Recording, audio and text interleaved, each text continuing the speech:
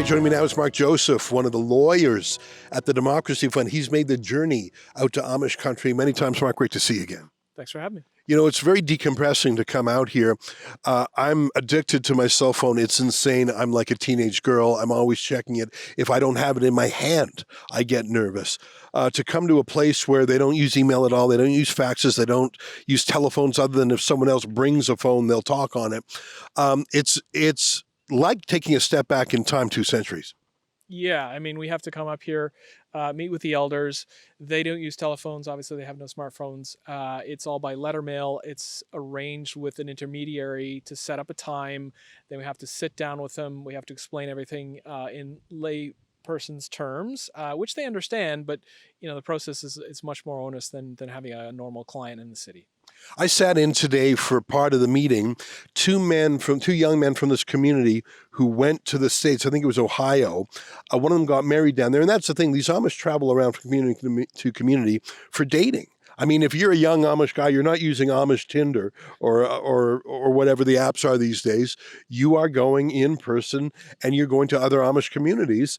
And so whenever they would cross the border, which they would do all the time because their friends and families are just on the other side. Anyhow, so a couple of the guys here today, one of them in particular lives in Ohio, just got married down there, but he's got to come back up here to fight this because he can't do it by remote.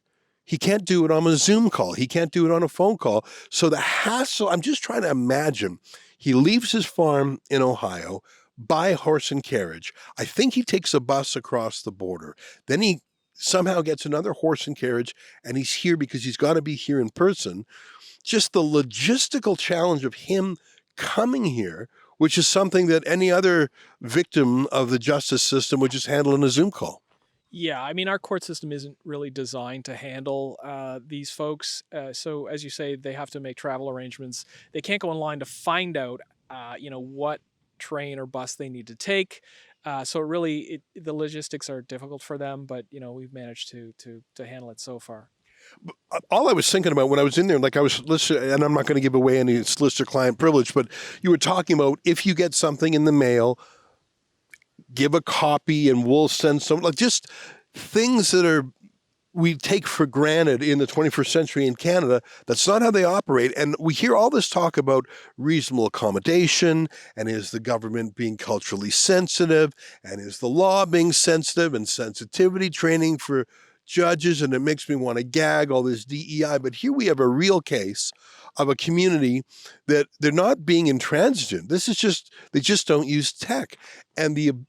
And instead of accommodating them, the very fact that they punish these people in the first place is insane. I just can't get over. I just would have loved to have been a fly on the wall watching some border guard say, "Did you download the ArriveCan app on your smartphone, sir?" Like I could just imagine and the Amish folks saying, "What's that?" Or "Say again." Like, what kind of a bully, knowing these folks don't use smartphones, would issue to anyhow.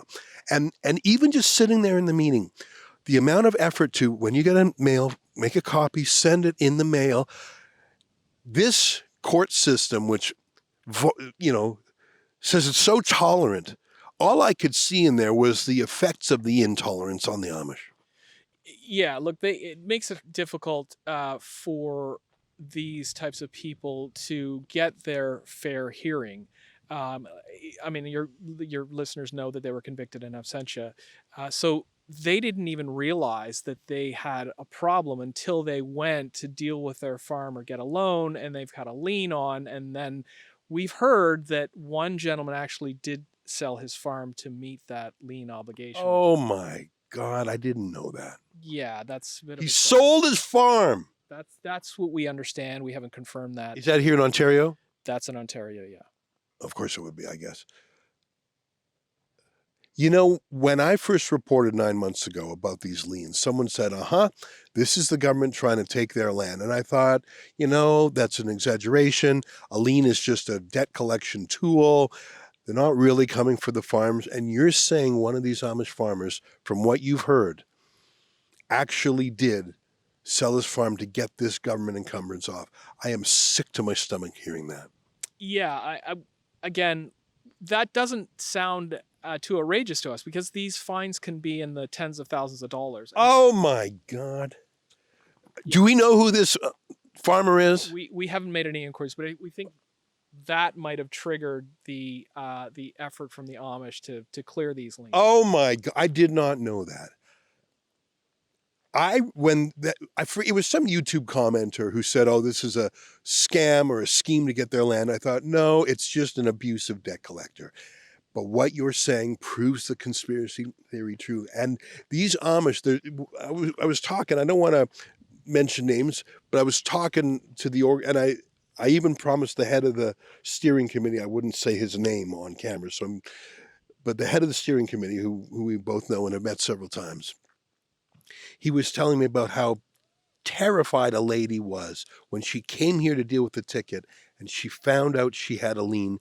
She actually fell ill from the stress of it, because imagine these folks, they're doing their best to live old-fashioned style, to live in the world but not of the world, they say. And to be told that your property might be seized by the government because of some damn fool ArriveCan app, she literally worried herself sick. She worried herself sick. That's what the head of the steering committee told me. Yeah, I mean, it is terrifying. I wouldn't know where to begin if I had a massive lien on my property. So for them, they're still having problems now because they go to get, their capital. You know what this reminds me of? I'm sorry to interrupt. It just dawned on, you know what this is like? This is like when Chrystia Freeland froze hundreds of people's credit cards. And so a lot of families, the husband and the wife share a bank account. So you're a missus at a grocery store, your husband's at the truckers, and you go to pay for groceries. This card doesn't work. This card doesn't work. None of your cards work. Your debit card doesn't work. You declined. What happened? The panic you feel because the government turned off your money and you don't know what to do and you don't know where it came from and you don't understand what's going on. How did this happen? And I didn't get any notice. That was absolutely terrifying for 21st century Canadians. Imagine you're living the Amish life and suddenly the government says, I'm taking your farm. That is an existential terror. And just thinking about it's just so abusive. I'm just so mad. And I said to the steering committee guy how angry this was making. I would not make a good Amish because I get too angry. Well, we're trying to repair the damage. My co-counsel Adam Blake Gallipo is getting what's called dispositions from the court so that these documents can then be used with a bank or other people so they can clear their names. So the damage has been done, but we're trying to repair what we can. Well, this is the kind of work that the Democracy Fund was built for. The Democracy Fund is, as you know, Mark's our senior litigator. Democracy Fund really came about in response to these kind of civil liberties violations during the lockdowns. Democracy Fund was there for various Christian churches that were shut down. And I talked to the head of the steering committee about that. Even the Amish had heard about the case of Arthur Pavlovsky in Alberta. And here we are with one of the Amish gentlemen. This is Amish country, that's for sure. To fight for these people who are being bullied, that's the word if I had one word to sum up what's going on, it's bullying. It's pick on someone your own size. Of all the people to pick a fight with, I don't know anyone in the world that doesn't like the Amish, other than if you're trapped behind one of those horses and buggies, maybe for 30 seconds, you're frustrated because they're not moving very fast on the roads. I can't even imagine a reason not to like the Amish. They literally keep to themselves. They're submissive in any way. They're pacifist. Imagine being a government that says, I'm going to ruin them. I'm going to ruin the thing they love most. I'm going to ruin their farm. The bullying, the malevolence there. This is what the Democracy Fund was born to do. Well, I mean, look, I'm not going to comment on what went on behind the scenes at the government bureaucracy, the Crown. We deal with the court. They've been very good when we do get in contact with them. We've had some success in setting these aside. We have a couple appeals we're still going to do, but TDF was set up to fight these fights to the very end, as our donors are helping out, obviously. So that's what we're going to do. The court's really slowed to a crawl during the lockdowns. So there was a lot of backlogs. I'm not just talking civil courts, criminal courts. Like there were serious criminal trials that, and if you wait too long in a criminal trial, they age out and the case is dropped. I'm talking about serious violent crimes. Imagine being a prosecutor and saying, no, I'm going to prioritize those Amish. I'm going to take prosecutorial resources and go after the Amish. And imagine a court saying, I got a lot of things I could hear, a lot of cases really, really late, but I'm going to make time for that. I mean, the prosecutorial priority here, it's infuriating. Give me some good news, Mark. How is the fight actually coming along? Well, like I said, we've had some success with the Amish. Is there any, you can't reveal things and certain things are underway. Is there anything you can tangibly report to us? Has any case finally concluded? Yeah, well, we've had about 33 clients, about $300,000 worth of fines. So a lot of those have been resolved. We still have some on the go. And resolved, you mean the ticket's thrown out and the lien is removed? That's right. Yeah. We're in the process of getting these liens removed. Like I said, my co-counsel is getting those dispositions. So we're moving it along. We have had success. So you get the ruling from the court and then you have to take it to the land titles. That's what you mean? And then they remove the lien? Is that how it works? Well, the lien should come off, but you need what's called a disposition if it doesn't automatically come off. Now, I'm not a lien expert, but this is the hoops we have to jump through, and we've committed to the Amish to do that. And I felt if you're frustrated, imagine being an Amish. Keep going. I'm interrupting you because I'm so mad. Keep going. Right. So that's what we've been doing. And so they are starting to see loans on the farms that they need for livestock or capital equipment or whatever it is. So we have had some success. They express every time we speak to them, they're grateful to our donors for helping out because that's obviously who makes this all happen. Yeah. I'm still thinking about that case you have heard of. We don't know the farmers. And that's one of the challenges here.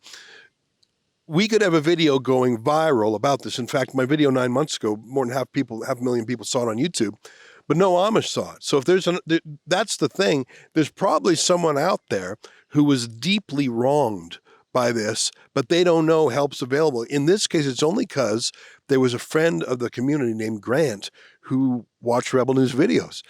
He was sort of the go-between, but I don't know how you even ask for help. It's in the internet era. How would you go about it? These folks write snail mail letters.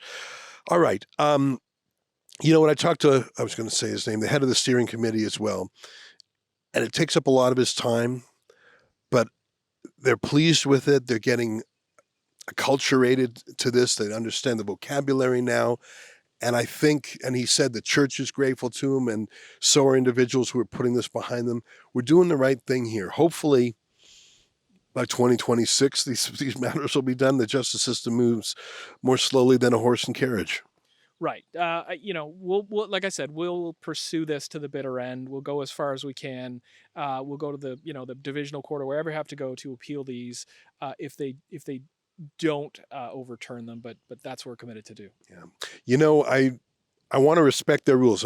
We're very careful to respect their rules. I have not said the name of the steering committee boss or any of the clients. We drove out here in our cars, but they came out here in their horses and carriages, and it's sort of cool to see a parking lot of horses and carriages all tied up. It's like you're living in a cowboy western movie. And I wanted to film that horse and carriage parking lot. I asked permission. They said, please no. So just take my word for it. We are helping people that no one else has helped or would help or frankly could help. And I wish I could share with you their words to me directly of how much this help means. You're just going to have to take my word for it and Mark's word for it because they will not go on TV. And I think this is the work the Democracy Fund was built to do, helping people who cannot help themselves. And in this case, who cannot even speak for themselves. It's one of the most unusual cases the Democracy Fund has taken. All right, there's two ways you can help. I am furious about this.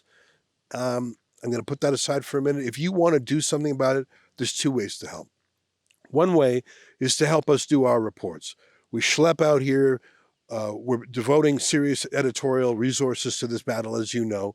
You can go to amishreports.com if you want to help our journalism. And if you want to help the legal battle, which I put it to you is related, but even more important. What is the website for the Democracy Fund campaign to help the Amish? I think it's helptheamish.com. Yeah, that'll do it if you want to help out TDF. Like I said, we're going to go to the bitter end. If you donate to the Democracy Fund, care of helptheamish.com, you actually get a charitable tax receipt. It's a bona fide civil liberties charity. And this is so spot on for the mandate. Mark, I'm grateful to you. And like me, I think you enjoy coming out here just for a little bit of change of pace from the big city. Maybe you pick up some pickles or some jam. It is a flashback to a simpler time. These people have been thrown into a very complex situation, and you're helping them. Yeah, I don't mind coming out. I mean, it's definitely different communicating with people. You have to explain what a trial is, et cetera, but it sharpens my lawyering skills. Yeah.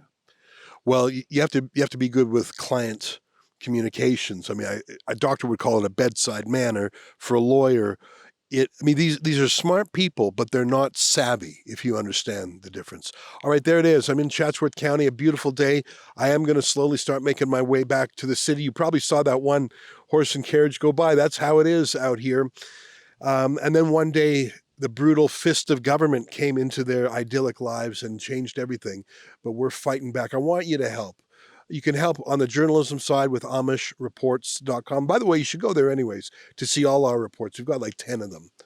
And if you want to actually, where the rubber hits the road, then go to helptheamish.com. That's the Democracy Fund website. You know what's so interesting to me? This is a huge story. Think about it. I mean, it's got everything. It's got government abuse. It's got civil liberties. It's got the pandemic. And it's got this unique people, the Amish. So why is it that this story has been put in the memory hole by the regime media? I mean, our videos have gone viral about it. It's not like the rest of the media doesn't know. They just simply refuse to tell this story because they're opposed to the Amish. Is that what it is? Because they're old-fashioned Christians, perhaps? Because they love the ArriveCan app and they love the lockdowns? I don't know. But there's something disgraceful about the way the regime media has ignored this story. AmishReports.com for all your news on it.